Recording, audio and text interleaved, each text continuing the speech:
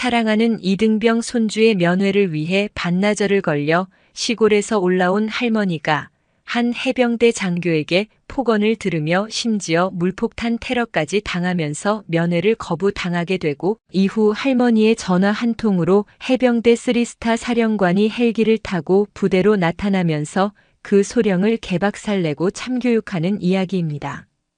남해의 끝자락 다도해의 수많은 섬 중에서도 유독 푸른빛이 감도는 작은 섬청도.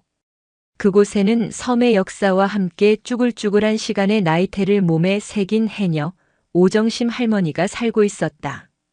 그녀의 하루는 바다에서 시작해 바다로 끝났고, 그녀의 인생은 온통 바다의 이야기로 채워져 있었다. 하지만 그녀의 세상 전부를 담고 있는 바다는 따로 있었다. 바로 외손주 김민준이었다. 민준은 태어나자마자 부모를 여의고 정심 할머니의 품에서 자랐다. 할머니의 거친 손은 민준에게 세상에서 가장 부드러운 요람이었고, 소금기 절은 할머니의 잠자리 노래는 그 어떤 자장가보다 달콤했다. 할머니는 평생을 물질하며 모은 모든 것을 오직 민준을 위해 썼다. 무채 아이들처럼 좋은 옷을 입히고 맛난 것을 먹이고 번듯하게 가르치고 싶었다. 민준은 그런 할머니의 사랑을 먹고 섬의 해송처럼 굳건하고 바르게 자라주었다. 할머니에게 민준은 바다보다 깊고 하늘보다 높은 세상 그 자체였다. 그러던 어느 여름, 민준은 나라의 부름을 받고 해병대에 입대했다. 하필이면 그가 배치된 곳은 서해 최북단의 섬 백령도였다. 대한민국에서 가장 굳세고 용맹하다는 해병대, 그 중에서도 가장 긴장감이 높다는 곳. 정심 할머니의 마음은 그날부터 하루도 편할 날이 없었다. 손주가 늠름한 군인이 되었다는 자랑스러움도 잠시, 짠내 섞인 바닷바람이 불어올 때마다 할머니는 행여나 손주에게 무슨 일이 생길세라 가슴을 졸였다. 민준이 입대한 지 어느덧 반년이 훌쩍 지났다. 타는 듯한 여름의 태양이 섬을 달구던 어느 날, 할머니는 손주에게서 온 편지 한 통을 받았다. 돋보기를 꺼내 쓰고 한자 한자 더듬더듬 읽어내려갔다. 훈련 이야기, 동기들 이야기, 그리고 할머니가 해주셨던 음식이 그립다는 이야기. 편지 말미에는 면회에 대한 이야기가 적혀 있었다. 할머니의 눈이 희미하게 번져 글자가 아른거렸다. 이번 주 화요일 면회 가능. 할머니는 토요일이라고 적힌 글자를 노안으로 인해 화요일로 잘못 보았다. 하지만 그 순간 할머니의 머릿속은 온통 손주를 만날 생각으로 가득 찼다. 며칠 후가 바로 화요일이었다. 뛸 듯이 기뻤다. 몇 달 만에 손주의 얼굴을 볼 수 있다는 생각에 할머니의 쭈글쭈글한 얼굴에 환한 웃음꽃이 피어올랐다. 그날부터 할머니의 손길이 분주해졌다. 손주가 가장 좋아했던 음식들을 준비하기 시작했다. 새벽같이 일어나 직접 딴 돌미역으로 미역 귀무침을 하고 갓 잡은 전복으로 달짝지근한 전복장조림을 만들었다. 섬에서 캔 쑥을 넣어 쑥버무리도 찌고 작년에 담근 묵은지로 김치찜도 푹 삶았다. 땀이 비오듯 쏟아지는 아궁이 앞에서 할머니는 조금도 힘든 줄 몰랐다. 이 음식들을 먹고 한박 웃음을 지을 손주 생각에 절로 힘이 솟았다. 음식을 정성껏 꾸리는 할머니의 모습을 보며 이웃집 순덕 엄마가 물었다. 할매, 민준이 보러 가시게요? 근데 평일에 면회가 된다요? 오냐, 우리 강아지 보러 가야지. 편지에 화요일에 된다고 써있더구나. 부대에서 특별히 시간을 내주나 보다. 할머니는 자신의 착각을 꿈에도 모른 채 그저 순수한 기쁨에 들떠 있었다. 며칠 밤낮으로 준비한 음식 꾸러미는 보자기에 싸고 또 쌌다. 행여나 더운 날씨에 음식이 쉴까봐 아이스팩까지 구해 단단히 동염했다. 모든 준비를 마친 할머니는 먼 길을 떠날 채비를 했다. 그녀의 마음은 이미 백령도에 가 있었다. 타는 듯한 여름의 열기 속에서 할머니의 뜨거운 사랑은 손주를 향해 펄펄 끓어오르고 있었다. 화요일 새벽, 동이 트기도 전 오정심 할머니는 집을 나섰다. 어둠이 채 가시지 않은 새벽 공기는 섬 특유의 짠내와 흙냄새를 머금고 있었다. 할머니의 손에는 애지중지 준비한 음식 꾸러미가 들려 있었다. 그 무게가 제법 나갔지만 손주를 만날 생각에 발걸음은 구름 위를 걷는 듯 가벼웠다. 청도에서 목포항으로 나가는 첫 배에 몸을 실었다. 끼룩거리는 갈매기 소리와 함께 배는 서서히 섬을 멀리했다. 할머니는 멀어지는 자신의 집을 바라보며 민준이 어렸을 적을 떠올렸다. 저 작은 집에서 민준을 업고 재우고 울고 웃었던 날들. 이제는 훌쩍 커서 나라를 지키는 군인이 된 손주가 대견하면서도 한편으로는 마음 한구석이 아릿했다. 목포항에 도착하자마자 할머니는 곧바로 인천으로 가는 버스에 올랐다. 낯선 도시의 풍경, 쌩쌩 달리는 자동차들, 수많은 사람들. 평생을 섬에서 살아온 할머니에게 무태 세상은 복잡하고 어지러웠다. 하지만 할머니는 오직 백령도라는 이정표 하나만을 마음에 품고 묵묵히 길을 나아갔다. 버스는 몇 시간을 달려 인천 연안부두에 할머니를 내려놓았다. 푹푹 찌는 한여름의 아스팔트 열기가 온몸을 감쌌다. 숨이 턱턱 막히는 더위였다. 할머니는 잠시 그늘에 앉아 땀을 훔쳤다. 음식 꾸러미를 꼭 끌어안았다. 이 안에 든 음식들이 쉬면 안 될 텐데. 할머니의 걱정은 더위보다 더 깊어졌다. 백령도로 들어가는 배편을 알아보니 시간이 한참 남아 있었다. 할머니는 터미널 구석에 쪼그리고 앉아 시간을 기다렸다. 주변 사람들은 저마다 바쁜 걸음으로 스쳐 지나갔다. 늙고 지친 할머니의 모습에 누구 하나 눈길을 주는 이가 없었다. 하지만 할머니는 외롭지 않았다. 곧 만날 손주 생각에 마음이 든든했다. 드디어 백령도로 향하는 배가 출항했다.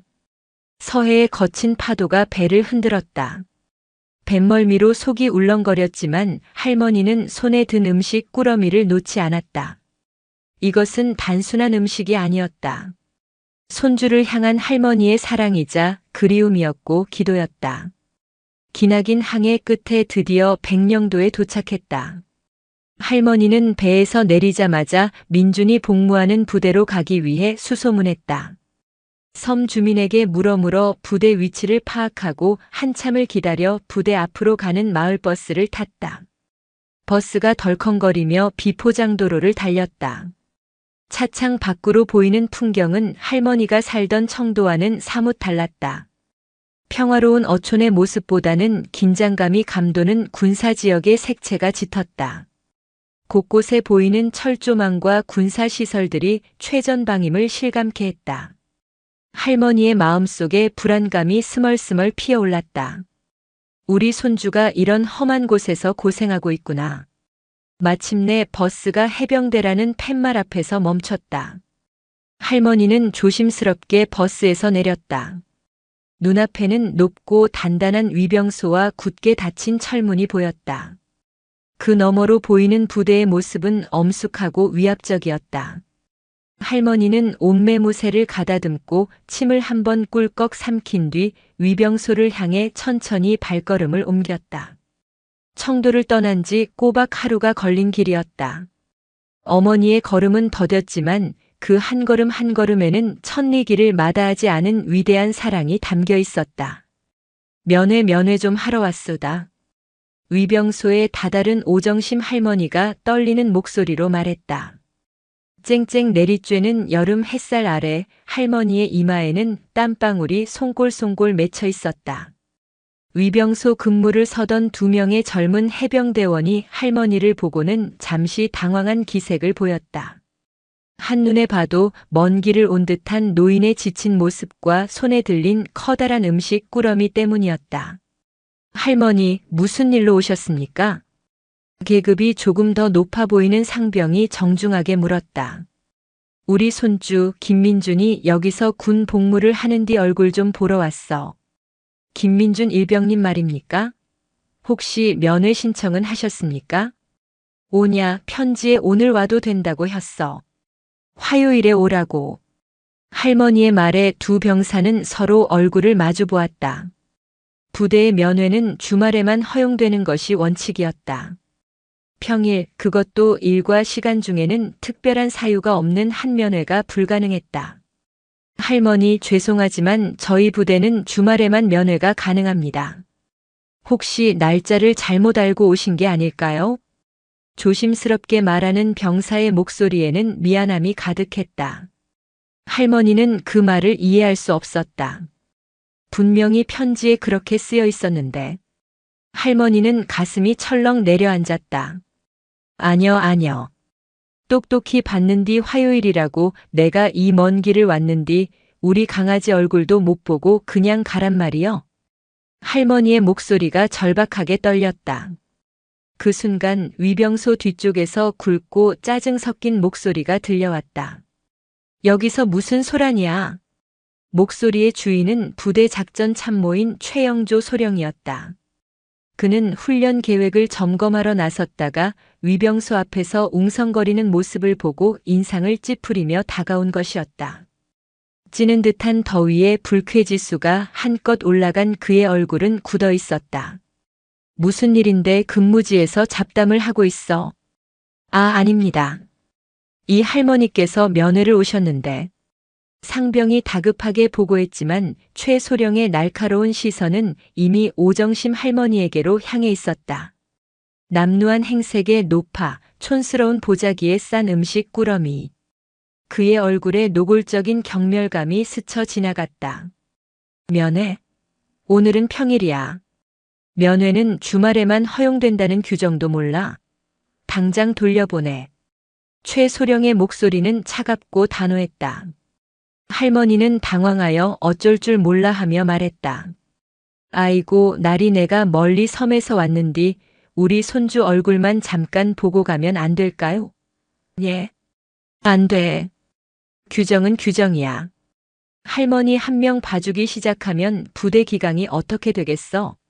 그리고 그 촌스러운 보따리는 또 뭐야? 외부 음식물 반입 금지야.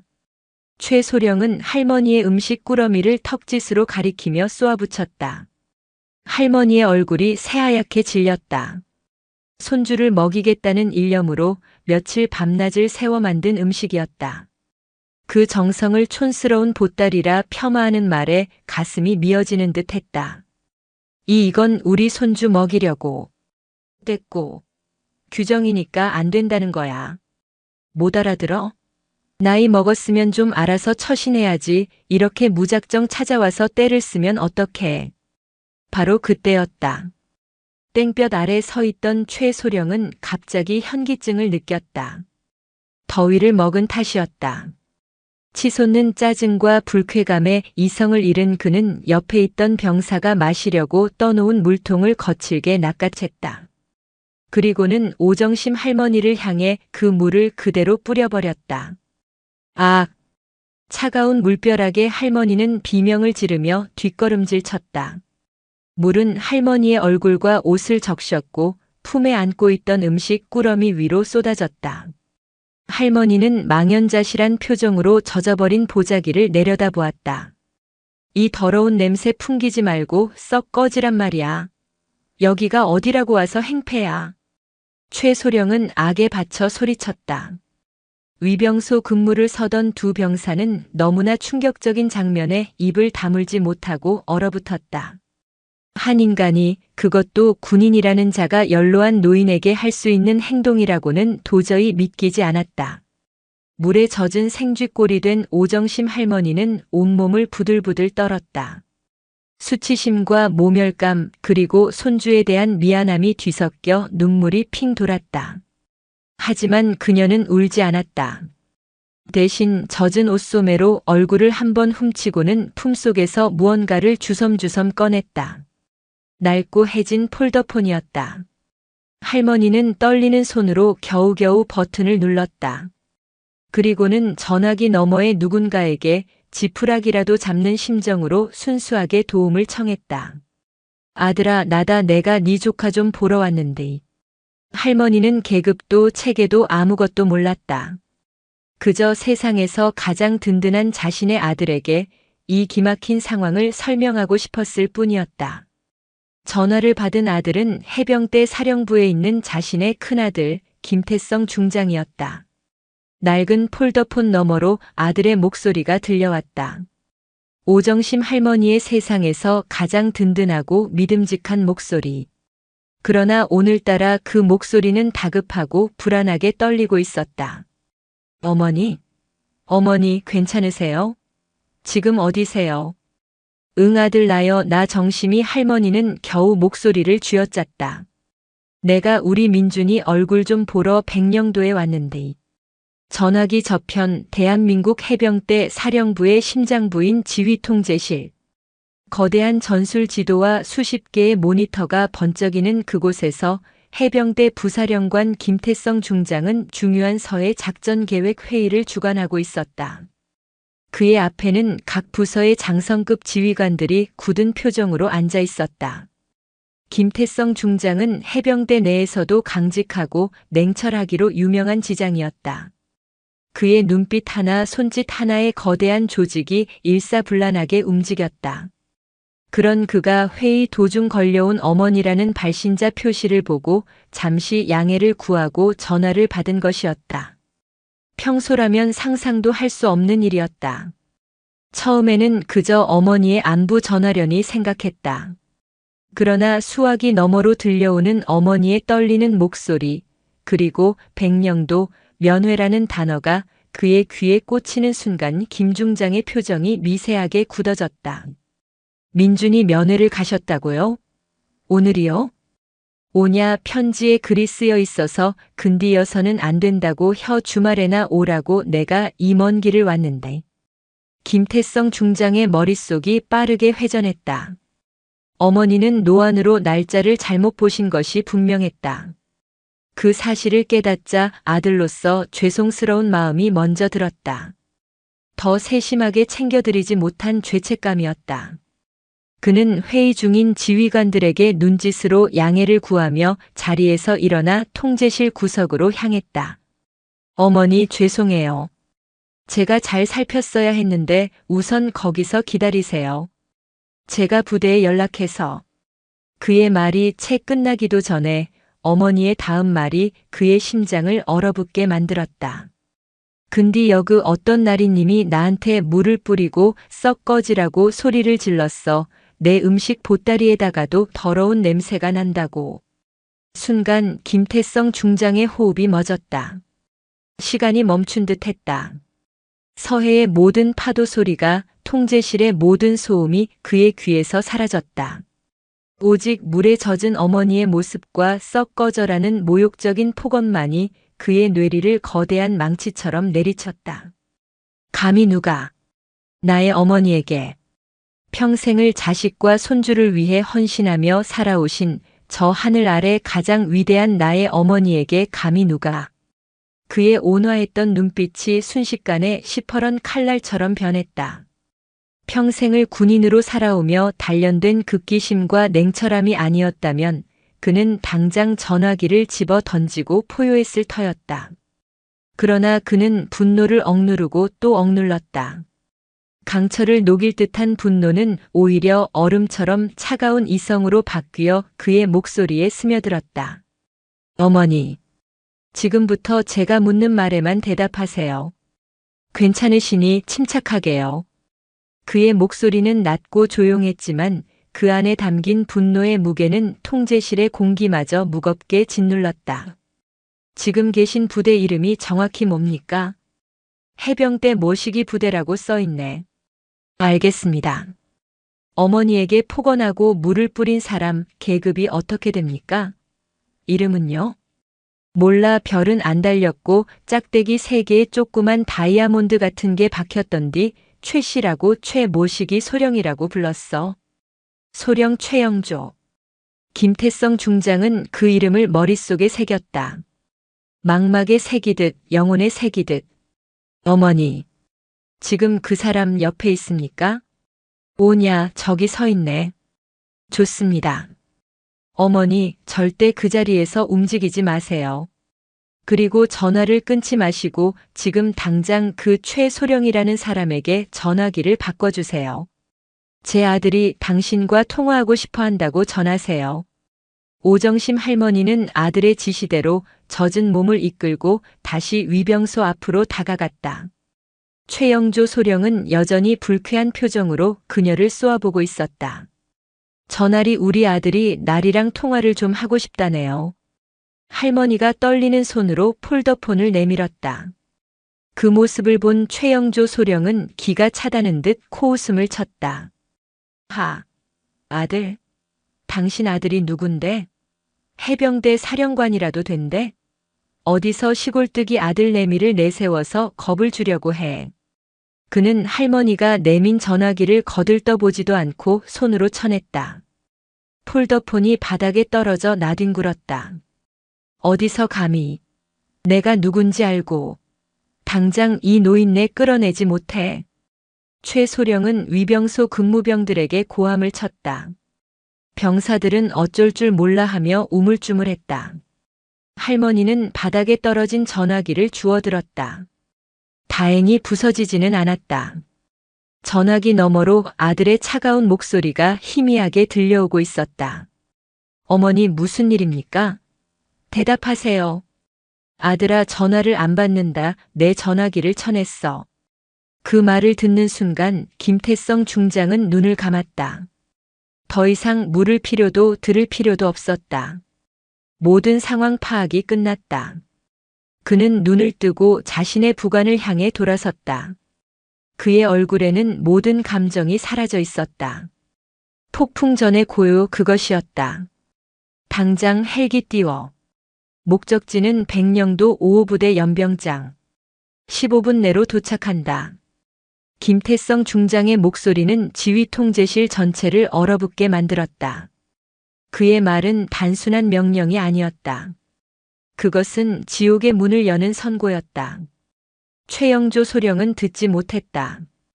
전화기 저편에서 아들이 내지른 피 끓는 절규를, 자신의 오만함이 어떤 거대한 분노의 영린을 건드렸는지를, 그는 그저 자신의 원칙을 지켜냈다는 어리석은 승리감에 도취되어 눈앞에 늙고 초라한 노파를 비웃고 있을 뿐이었다. 최영조 소령이 오정심 할머니를 향해 마지막 경멸의 시선을 던지고 돌아선 순간 부대 전체가 거대한 소용돌이에 휘말리기 시작했다. 시작은 부대 지휘 통제실의 비상벨이었다. 요란한 벨소리와 함께 사단 지휘부로부터 긴급 전문이 하달되었다. 긴급. 해병대 부사령관님, 금일 귀 부대 시찰 예정. 전 부대원은 영접 준비에 만전을 기할 것. 전문 내용은 짧고 간결했지만 그 파급력은 핵폭탄과도 같았다. 부대장이었던 박 준장부터 모든 간부들의 얼굴이 하얗게 질렸다. 해병대 부사령관 김태성 중장의 방문. 그것도 아무런 예고 없이 15분 내로 도착한다는 급작스러운 시찰이었다. 이는 명백히 정상적인 절차가 아니었다. 무언가 거대한 문제가 터졌다는 불길한 신호였다. 전 병력 5분 내로 연병장 집합.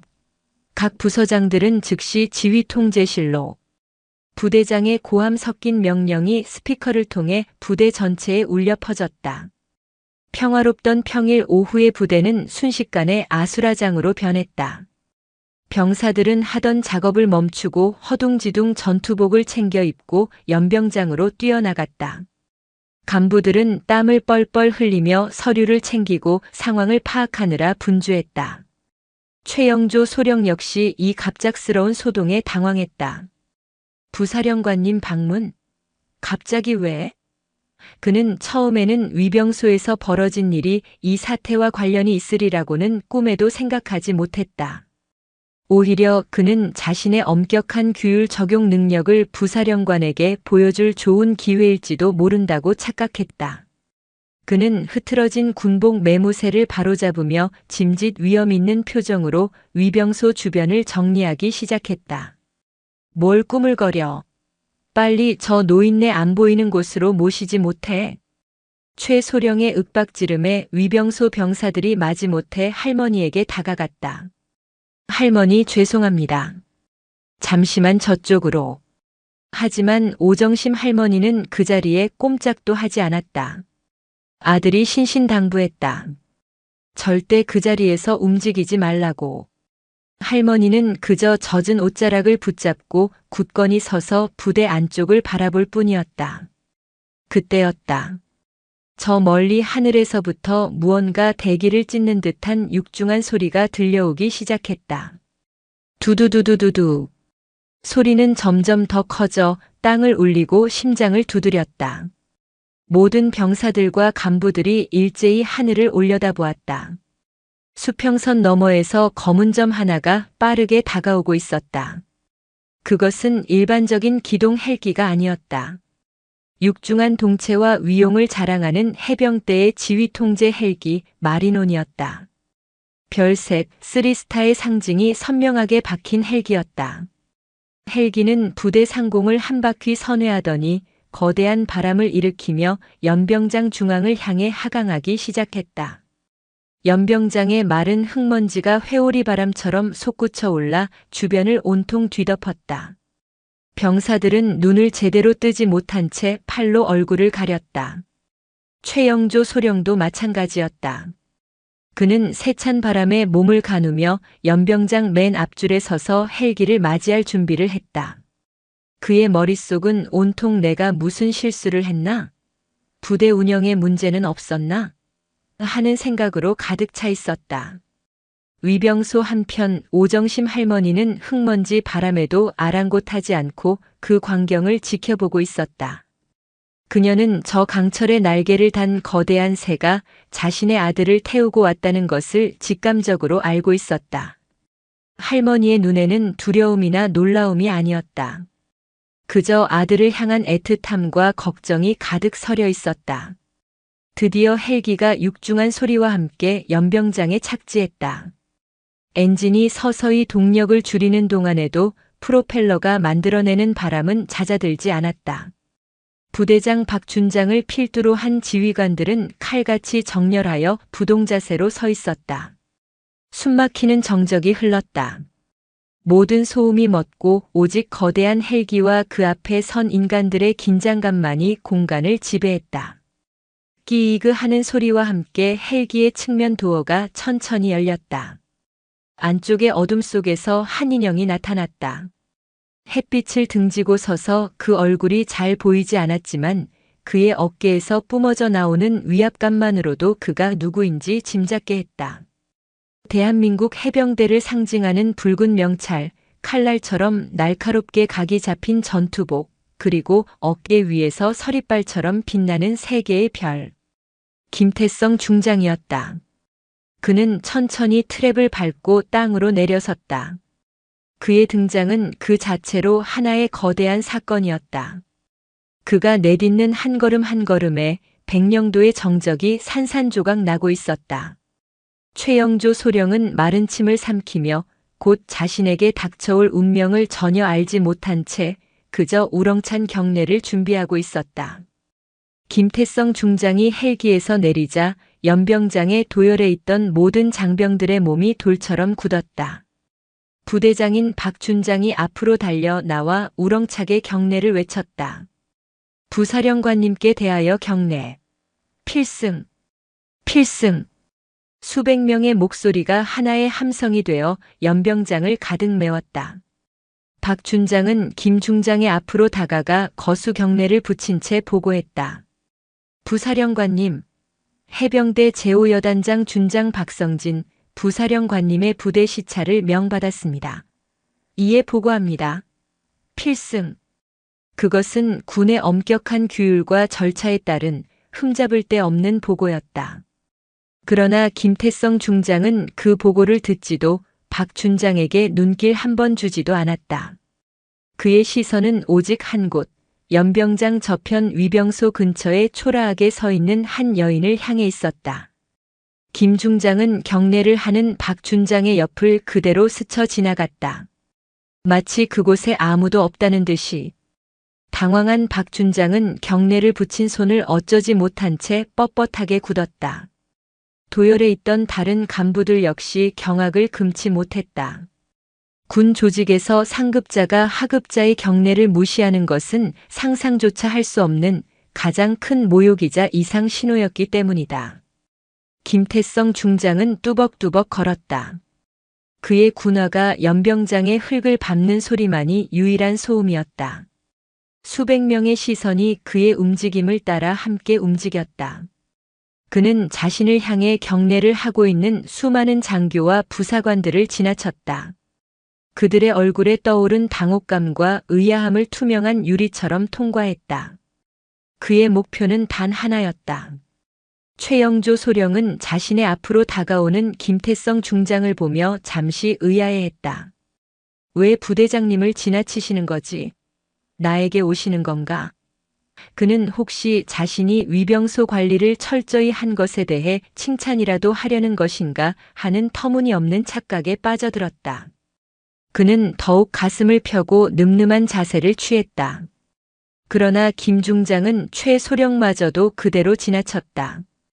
최 소령의 몇 미터 앞에서 그의 시선은 허공을 향하는 듯 했다.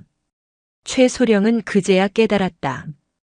부사령관의 시선이 향하는 곳이 자신이 아님을. 그의 시선 끝에는 자신이 방금 전 모욕하고 물까지 뿌렸던 그 늙고 남루한 노파가 서 있었다. 최영조 소령의 머릿속에서 무언가 쨍하고 깨지는 소리가 났다. 설마, 아니겠지. 그는 자신의 눈을 의심했다. 노파가 아들이 있다고 했다. 전화를 바꿔주려 했다. 자신이 비웃으며 쳐냈던 그 낡은 폴더폰. 그 전화의 반대편에 설마. 최영조 소령의 온몸에서 피가 빠져나가는 느낌이 들었다. 얼굴이 새하얗게 질리고 다리가 후들거리기 시작했다. 등줄기에서는 식은땀이 폭포수처럼 흘러내렸다. 대한민국 해병대에 살아있는 전설, 저 하늘의 별과도 같은 김태성 중장이 어째서 저 초라한 시골 노파에게로 향하고 있는가. 퍼즐 조각들이 맞춰지기 시작하며 그의 눈앞에 펼쳐진 진실은 감당할 수 없는 공포 그 자체였다. 마침내 김태성 중장은 어머니, 오정심 할머니의 앞에 섰다. 그는 아무 말도 하지 않았다. 그저 물에 젖은 어머니의 생쥐 같은 몰골, 슬픔과 수치심이 뒤엉킨 어머니의 얼굴, 그리고 흙먼지가 묻은 채 젖어버린 음식 꾸러미를 가만히 내려다보았다.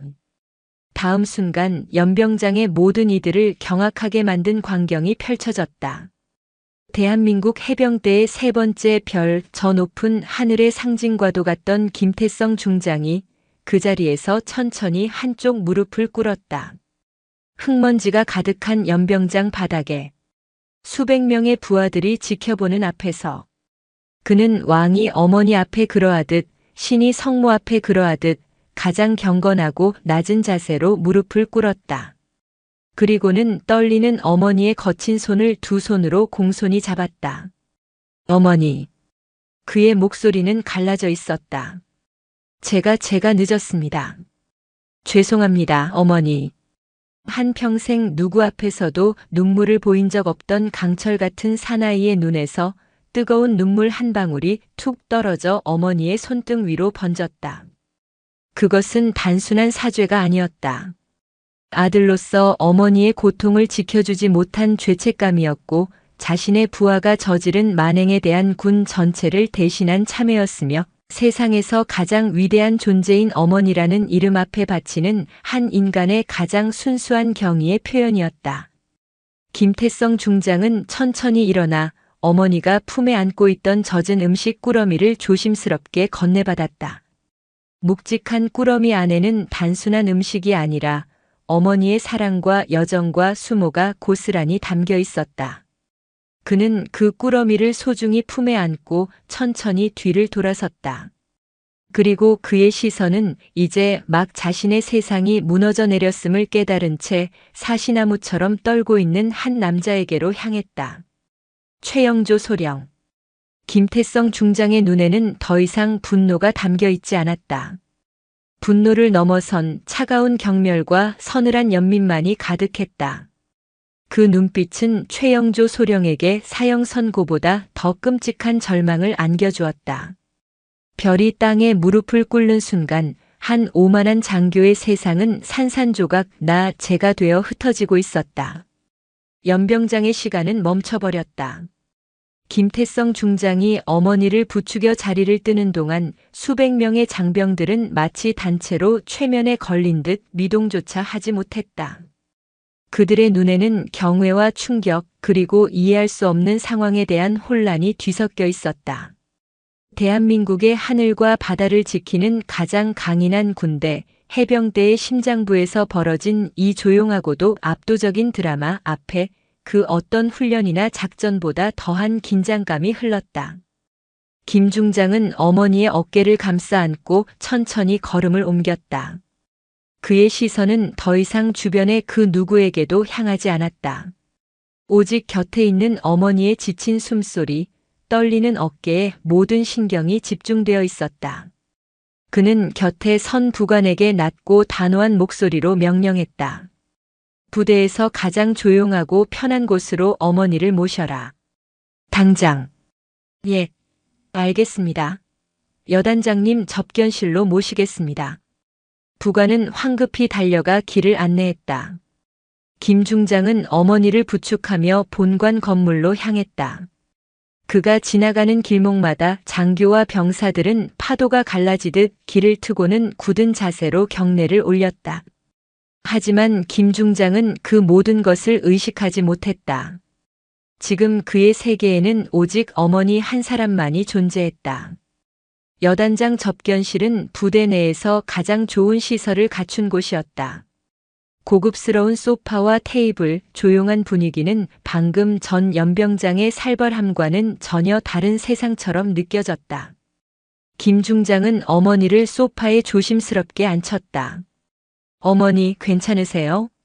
어디 불편한 곳은 없으십니까? 오정심 할머니는 말없이 고개만 가로저었다. 그녀는 괜찮지 않았다. 몸의 고단함보다 마음속 깊이 새겨진 모멸감의 상처가 더 아렸다. 하지만 아들 앞에서 약한 모습을 보이고 싶지 않았다. 아들이 자신 때문에 얼마나 속을 끓이고 있을지 그 마음을 헤아리는 것만으로도 가슴이 미어졌다. 바로 그때 김 중장은 곁에 얼어붙은 듯 써 있는 박 준장을 돌아보았다. 그의 목소리는 이전보다 몇 배는 더 차갑고 날카로웠다. 박 장군. 예, 부사령관님. 내 조카 이 부대에 복무 중인 김민준 일병. 1분 내로 내 눈앞에 데려와. 예, 알겠습니다. 박 준장은 거의 비명에 가까운 대답을 하고는 접견실을 뛰쳐나갔다. 김민준 일병. 그 이름은 이제 이 부대에서 가장 무서운 이름이 되어버렸다. 여단 전체에 비상이 걸렸다. 수색대대 소속 김민준 일병을 찾으라는 명령이 전광석화처럼 하달되었다. 한편 김민준 일병은 그 시각 생활관 뒤편 창고에서 땀을 뻘뻘 흘리며 녹슨 장비에 기름칠을 하고 있었다. 갑작스러운 연병장 집합 명령에 의아했지만 별일 아니려니 생각하고 복귀한 참이었다. 그런데 갑자기 중대장과 행정보급관이 얼굴이 새하얗게 질린 채 자신을 찾아 달려왔다. 김민준 일병. 일병.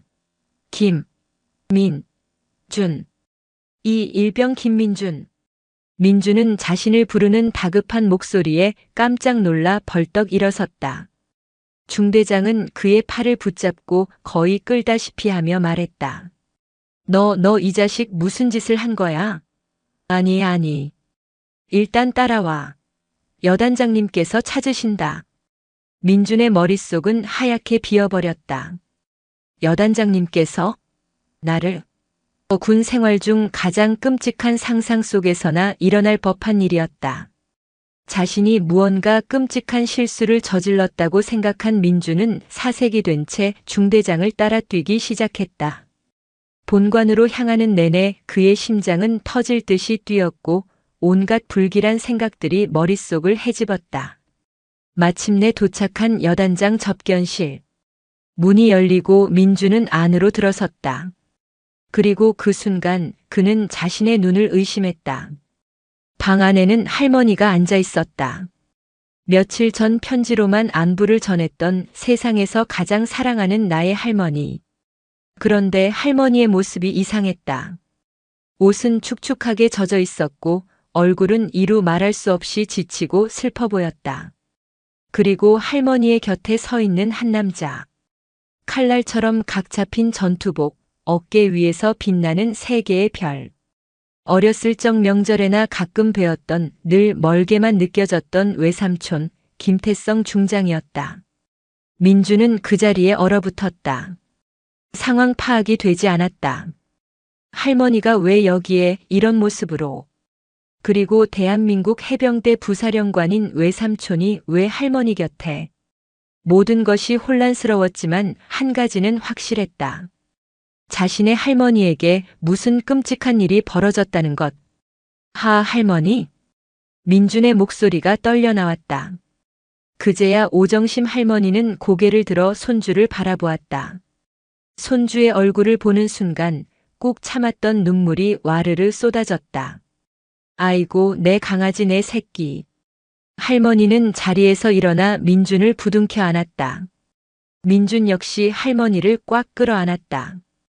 할머니의 축축한 옷에서 낯선 슬픔의 냄새가 났다. 그때 할머니가 아들을 돌아보며 말했다. 아들아, 저 보따리 좀 다오. 김 중장은 말없이 어머니가 가져온 음식 꾸러미를 테이블 위에 올려놓았다. 할머니는 떨리는 손으로 보자기를 풀었다. 정성껏 싸맸던 포장은 엉망이 되어 있었고 물에 젖은 음식들은 제 모습을 잃어가고 있었다. 전복장 조림은 국물이 흥건했고 쑥버무리에서는 물기가 배어나왔다.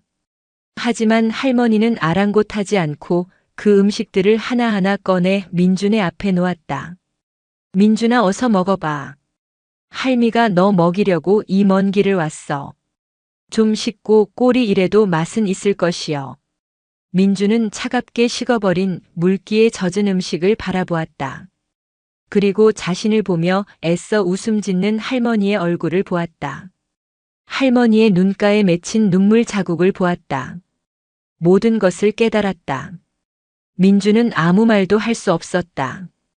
그는 젓가락을 들어 차가운 전복장 조림 하나를 집어 입에 넣었다. 짭조름하고 달콤한 세상에서 가장 익숙하고 그리웠던 맛. 그러나 그 맛 끝에 서러움과 분노가 복받쳐 올랐다. 그는 음식을 씹으며 소리 없이 눈물을 흘렸다. 눈물은 뺨을 타고 흘러내려 그가 먹는 음식 속으로 섞여 들어갔다. 그것은 세상에서 가장 짜고 슬픈 양념이었다. 하지만 동시에 할머니의 사랑이 담긴 세상에서 가장 따뜻한 밥이었다.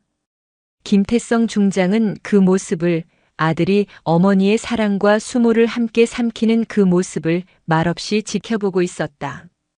그의 두 주먹은 보이지 않는 곳에서 피가 나도록 세게 쥐어져 있었다. 가족의 상처를 보듬는 일이 끝났다. 이제 심판의 시간이었다. 그는 조용히 접견실 문을 열고 밖으로 나섰다.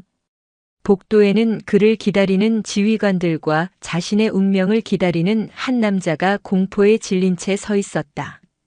김태성 중장이 접견실 문을 닫고 복도로 나서자 얼음장처럼 차가운 공기가 복도 전체를 지배했다. 그의 얼굴은 감정을 읽을 수 없는 가면처럼 굳어 있었지만 그 눈빛은 시베리아의 동토보다도 차가웠다. 그는 박 준장에게 턱짓으로 명령했다. 내 사무실로 쓰겠다. 최영조 소령, 들어오라고 해. 여단장실은 순식간에 임시 군사법정처럼 변했다. 방 한가운데에는 김태성 중장이 앉아 있었고 벽 쪽에는 박 준장이 숨소리조차 내지 못한 채 부동자세로 서 있었다. 잠시 후 문이 열리고 최영조 소령이 들어왔다. 그의 얼굴은 이미 살아있는 사람의 것이 아니었다. 핏기 하나 없이 하얗게 질려 있었고 꼿꼿했던 어깨는 무너져 내린 채였다. 그는 김 중장 앞에 서서 경례조차 잊은 채 고개를 숙였다. 김 중장은 한동안 아무 말 없이 그를 바라보았다. 그 침묵은 수천 마디의 질책보다 더 무겁게 최소령의 어깨를 짓눌렀다. 마침내 김 중장이 입을 열었다. 그의 목소리는 조용했지만 방 안의 모든 것을 얼려버릴 듯한 냉기를 품고 있었다. 최영조 소령. 예. 고개 들어라. 내 눈을 봐. 최소령은 떨리는 몸을 억지로 일으켜 김 중장을 바라보았다. 김 중장의 눈빛과 마주치는 순간 그는 차라리 죽는 것이 낫겠다는 생각을 했다. 자네 해병대 임관할 때 무엇을 맹세했나? 국가와 국민을 위해 충성을 다하고 그 국민 안에 내가 군홧발로 짓밟고 모욕을 준 노인은 포함되지 않나? 최소령은 아무 대답도 하지 못했다. 김 중장은 자리에서 천천히 일어났다. 그리고 그가 들고 온 젖어버린 음식 꾸러미를 책상 위에 올려놓았다. 그는 보자기를 풀어 헤쳐 내용물을 드러냈다. 이것이 무엇인지 아나? 내 놈이 정체 모를 냄새나는 것이라 짓거렸던 것들이다. 최소령. 이건 전복장 조림이다. 내가 지키는 이 바다에서 내 어머니 같은 해녀들이 목숨을 걸고 따온 전복으로 만든 거다. 이건 미역 귀무침이다. 파도와 싸워가며 뜯어낸 미역으로 만든 반찬이다. 내 놈은 내가 지킨다는 바다와 그 바다에 기대어 사는 우리네 어머니들의 삶 자체를 모욕한 거다. 김 중장은 전복 하나를 집어 최소령의 눈앞에 들이밀었다. 내 어머니도 이런 음식을 해주신 적이 있겠지. 그 음식을 먹고 자라 해병대 장교까지 되었을 테고. 내 어머니가 너를 위해 차려주신 밥상도 이렇게 차갑게 식고 썩은 내 난다며 내팽개쳐 본 적이 있나? 어머니라는 말에 최영조 소령의 마지막 남은 자존심마저 와르르 무너져 내렸다. 그의 눈에서 후회의 눈물이 비오듯 쏟아지기 시작했다. 그는 그 자리에서 무릎을 꿇고 머리를 조아렸다. 부사령관님, 제가 죽을 죄를 지었습니다. 잘못했습니다. 용서해 주십시오. 용서? 김 중장은 차갑게 비웃었다. 내 놈이 용서를 빌어야 할 대상은 내가 아니다. 감히 내깟 놈의 용서를 내가 논할 자격도 없다. 내가 무릎 꿇고 빌어야 할 분은 저 방 안에서 내가 핥힌 상처를 부여잡고 당신의 손주를 위로하고 있는 나의 어머니다. 그는 다시 자리에 앉아 최소령을 내려다보았다. 나는 오늘 너에게 군인으로서 묻겠다. 장교의 가장 중요한 덕목이 무엇인가? 부하를 사랑하고 솔선수범. 솔선수범? 민간인, 그것도 자기 부하의 할머니에게 물을 뿌리고 폭언을 하는 것이 내가 말하는 솔선수범인가? 그걸 지켜본 내 위병소 병사들은 무엇을 배웠을까? 힘없는 약자는 짓밟아도 된다는 것을 배웠나? 원칙이라는 이름 뒤에 숨어 인간성을 버려도 된다는 것을 배웠나? 김 중장의 모든 질문은 날카로운 비수가 되어 최소령의 심장을 찔렀다. 그는 아무런 변명도 할 수 없었다. 너는 오늘 내 손으로 해병대의 명예를 더럽혔다. 내가 입고 있는 그 전투복은 수많은 선배 해병들이 피와 땀으로 지켜온 자부심의 상징이다. 너는 더 이상 그 옷을 입을 자격이 없다. 김 중장은 자리에서 일어나 최소령에게 다가갔다. 그리고 그의 가슴에 달린 소령 최영조라는 명찰을 손으로 툭 쳤다.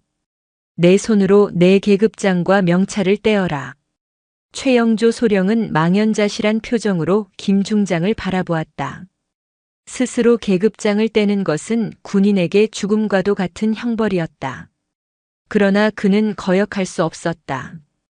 떨리는 손으로 자신의 어깨에 붙은 소령 계급장을, 가슴에 붙은 이름표를 떼어냈다. 마지막 자존심과 명예가 떨어져 나가는 소리가 들리는 듯 했다. 박 장군. 예, 부사령관님. 최영조 소령을 금시간부로 모든 직책에서 해임한다. 내일 아침 해병대 본부 감찰실에 신병을 인계하도록. 나는 해병대 사령관님께 이자의 불명예 전역을 정식으로 건의할 것이다. 불명예 전역. 그것은 군인에게 내려지는 사형 선고였다. 모든 명예와 연금, 혜택이 박탈되고 사회적으로도 낙인이 찍히는 최악의 징계였다. 최영조 소령은 그 자리에 주저앉아 오열했다. 자신의 오만함이 불러온 파멸적인 결과 앞에서 그는 그저 한없이 무너져 내릴 뿐이었다. 김태성 중장은 더 이상 그를 쳐다보지 않았다. 그는 썩어버린 명예의 잔해를 뒤로하고 차갑게 돌아섰다. 심판은 끝났다.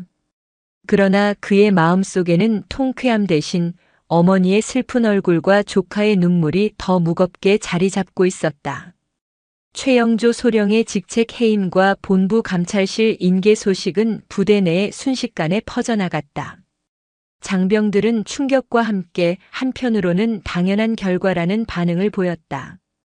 특히 최 소령의 권위적인 지휘 방식에 시달렸던 병사들 사이에서는 조용한 환호성이 터져나왔다.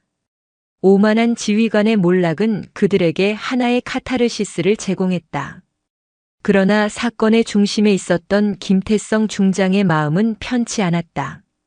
그는 어머니와 조카가 있는 접견실로 돌아왔다. 민준이는 할머니 곁에 꼭 붙어 잠들어 있었고 오정심 할머니는 그런 손주의 머리를 조용히 쓸어주고 있었다. 아들이 돌아온 것을 본 할머니가 나지막이 물었다. 아들아, 그 최가 성인 그날이는 우찌 되었냐? 법과 규율에 따라 엄중한 처벌을 받을 겁니다, 어머니. 다시는 군복을 입지 못할 겁니다. 김 중장은 어머니가 그 말을 들으면 시원해하실 것이라 생각했다. 그러나 오정심 할머니는 고개를 가로저으며 깊은 한숨을 내쉬었다. 아이고, 결국 그리 되는구나. 할머니의 얼굴에는 통쾌함 대신 짙은 슬픔과 연민이 서려 있었다. 어머니, 그자는 용서받을 수 없는 죄를 지었습니다. 어머니께서 겪으신 수모를 생각하면 불명의 저녁도 가벼운 처사입니다. 알아. 내 속이 어찌 안 상했겠냐. 지금도 심장이 벌렁거리고 그 사람이 나한테 물 뿌릴 때 생각하면 자다가도 벌떡벌떡 깬다. 근데 아들아. 할머니는 잠든 손주의 손을 꼭 잡으며 말을 이었다. 내가 연병장으로 걸어와 내 앞에서 무릎을 꿇었을 때 저만치서 그 사람 얼굴을 봤다. 세상이 무너진 것 같은 얼굴이더구나. 죽은 사람 얼굴이었어. 그 사람도 집에 가면 눈에 넣어도 안 아플 자식일 것이고 그 사람의 어미도 나처럼 자식 잘 되라고 평생을 기도하며 살았을 텐데 싶더라. 김 중장은 아무 말도 할 수 없었다. 그는 오직 정의와 처벌만을 생각했다. 그러나 어머니는 그 너머에 있는 사람을 보고 있었다. 아들아, 내가 평생을 바다하고 살았잖냐. 성난 파도가 집채만하게 덮칠 때가 있어. 배도 부수고 사람도 삼키고. 그때는 바다가 무섭고 밉지. 근데 그 성난 파도도 결국엔 다시 바다로 돌아가더라. 바다는 한번 성났다고 해서 제 새끼인 파도를 영영 내치지 않아. 그냥 다 품어주지. 그러면 언제 그랬냐는 듯이 다시 장판처럼 고요해져. 할머니는 아들의 손을 잡았다. 주름지고 거친 하지만 세상에서 가장 따뜻한 손이었다. 사람 마음도 그 바다 같아야 하는 것이요. 한번 받은 상처랑 미움만 담아두면 그 마음은 파도만 치는 돌밭이 되어버려. 용서라는 거 그 사람 좋으라고 하는 게 아니여.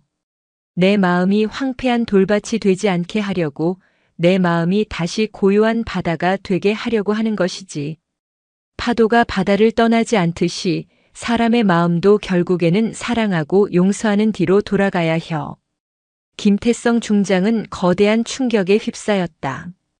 그는 수많은 전략과 전술을 공부하고 수천 명의 군사를 지휘하는 장군이었지만 평생을 바다와 함께 살아온 어머니의 이 단순하고도 깊은 지혜 앞에서는 한낱 어린아이에 불과했다. 어머니의 용서는 가해자에 대한 면죄부가 아니었다. 스스로의 영혼을 지키기 위한 가장 고귀하고 강인한 투쟁이었다. 그는 깨달았다. 최영조라는 한 인간을 군대에서 영원히 추방하고 사회적으로 매장하는 것은 가장 쉬운 해결책일 뿐 가장 올바른 해결책은 아니라는 것을. 그것은 자신의 분노를 해소하는 것일 뿐 어머니의 깊은 마음을 헤아리는 것은 아니었다. 진정한 힘은 상대를 부수는 것이 아니라 그가 다시 일어설 기회, 자신의 잘못을 평생에 걸쳐 갚아나갈 기회를 주는 것에 있을지도 모른다. 김 중장은 깊은 생각에 잠겼다. 그리고 마침내 결심했다. 그는 부관을 불렀다. 최영조 소령의 감찰실 인계를 잠시 보류한다. 예, 부사령관님.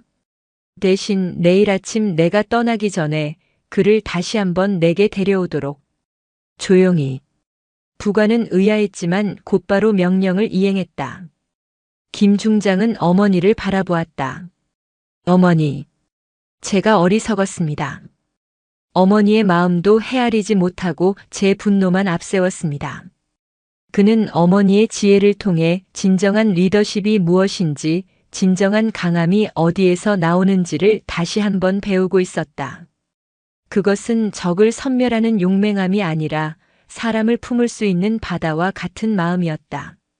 오정심 할머니가 던진 용서라는 작은 조약돌이 김태성 중장이라는 거대한 호수에 커다란 파문을 일으키고 있었다.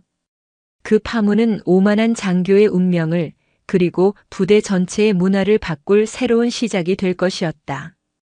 다음 날 새벽 동이 트기 전에 어스름이 부대를 감싸고 있었다. 밤새 뒤척이던 최영조 소령은 부관의 호출을 받고 여단 장실로 향했다. 그의 발걸음은 천근만근 무거웠다. 어제까지만 해도 자신의 왕국이었던 이 공간이 이제는 자신의 모든 것을 앗아간 처형장처럼 느껴졌다. 그는 불명예 전역이라는 사형 선고를 재확인하고 군인으로서의 삶을 공식적으로 마감하기 위해 가는 길이라고 생각했다. 모든 희망을 버린 그의 눈은 텅 비어 있었다. 여단장실 문을 열자 그곳에는 김태성 중장만이 아니었다.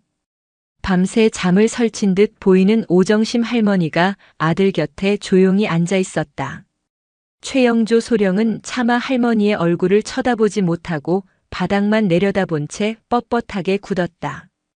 김 중장은 아무 말 없이 턱짓으로 그에게 앉으라고 했다. 최 소령이 맞은편 의자에 죄인처럼 앉자 정적이 흘렀다. 그 무거운 침묵을 깬 것은 뜻밖에도 오정심 할머니였다. 날이 아니 젊은이. 고개 좀 들어보소. 최 소령은 망설이다가 천천히 고개를 들었다. 할머니의 눈은 더 이상 어제처럼 슬픔과 수치심에 젖어 있지 않았다. 그 깊이를 알 수 없는 고요하고 잔잔한 바다와 같은 눈빛이었다. 내가 어제는 경황이 없어서 말을 못했는디 젊은이도 참말로 고생이 많았겠소. 그 땡볕 아래서 얼굴이 시뻘겋게 익었던디. 더위 먹은 사람 마냥 말이오. 최 소령은 할머니의 말뜻을 이해할 수 없었다. 자신을 위로하는 것인가? 아니면 다른 의도가 있는 것인가? 그는 혼란스러운 눈으로 할머니를 바라보았다. 내가 평생을 물질하며 살았소. 바닷속은 참말로 아름답지만 무서운 곳이여. 욕심을 부리면 꼭 탈이 나지. 숨 한 번 더 참으려다 전복 한 마리 더 따려다 영영 바다 밑에 잠든 해녀들이 한둘이 아니요. 바다는 딱 제 숨만큼만 허락하거든. 할머니는 자신의 거친 손을 내려다보며 말을 이었다. 세상 사는 것도 그 바닷속 물질하고 똑같소. 원칙도 좋고 규율도 좋지. 근디 그것이 제 숨보다 더 중요해지면 그게 바로 욕심이 되는 것이요. 사람보다 더 중요해지면 그게 바로 교만이 되는 것이고. 어제 젊은이는 그 욕심이랑 교만에 눈이 멀어서 제 숨이 턱까지 차오른 줄도 몰랐던 게지. 그러니께 성질이 나고 눈에 뵈는 게 없고 결국엔 해서는 안 될 짓까지 해버린 것이고. 할머니의 말은 날카로운 지적이었지만 그 안에는 이상하게도 사람을 품는 따뜻함이 있었다. 그것은 책으로 배운 지식이 아니라 평생을 자연의 섭리 속에서 온몸으로 깨우친 지혜의 언어였다. 젊은이, 나는 당신을 용서할 생각이 없소. 최소령의 심장이 쿵 내려앉았다. 역시나. 그는 절망적인 표정을 지었다.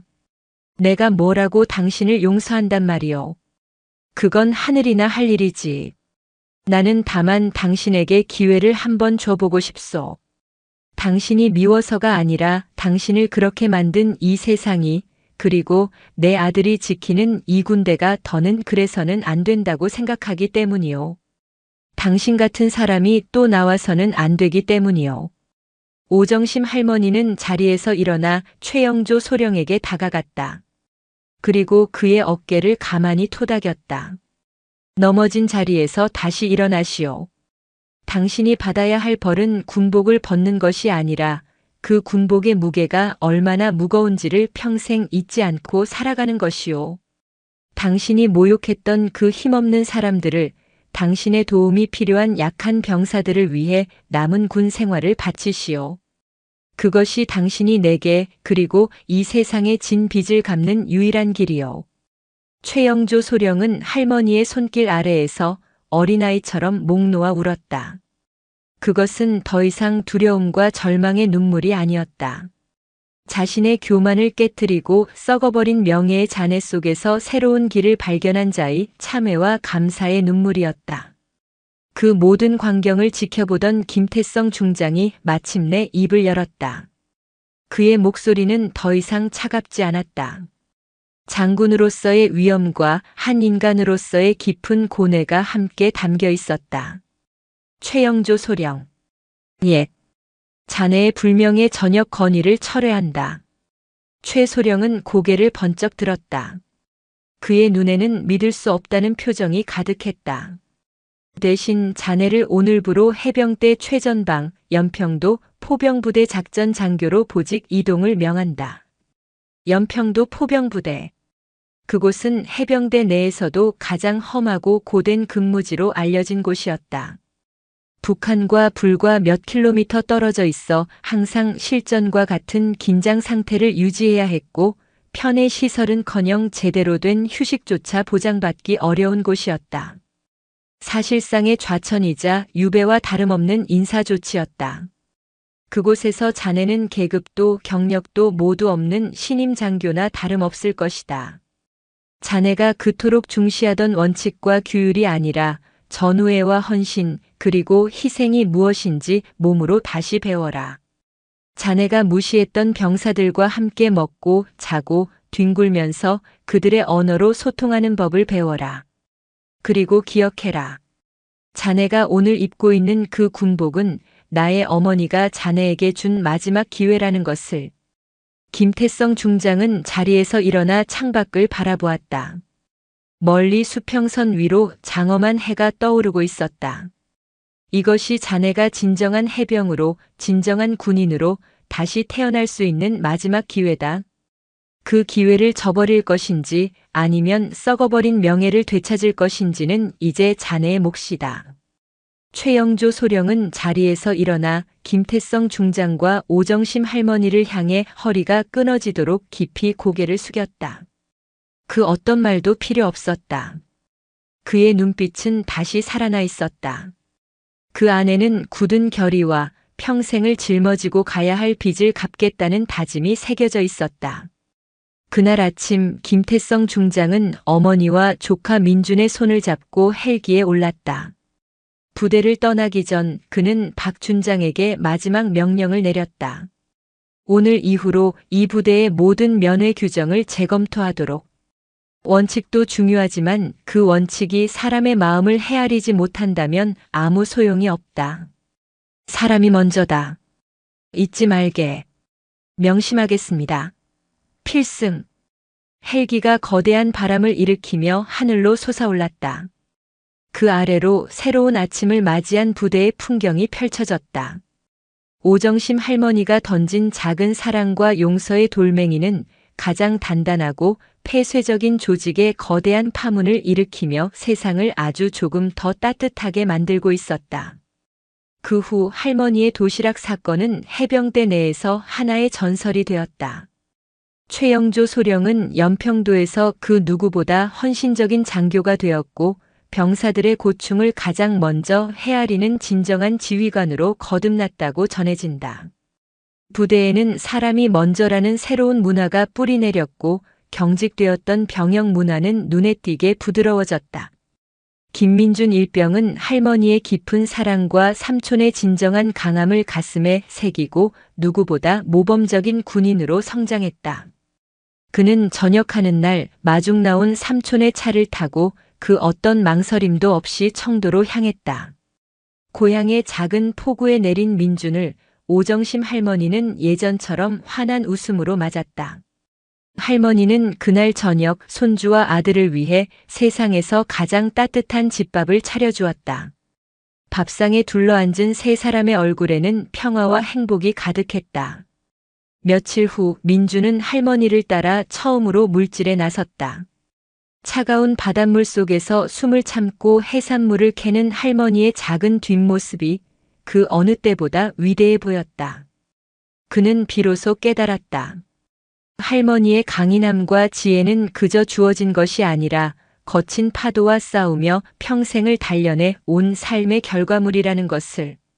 그리고 할머니가 던진 그 작은 사랑의 돌멩이가 실은 세상을 바꿀 수 있는 가장 거대한 힘이라는 것을.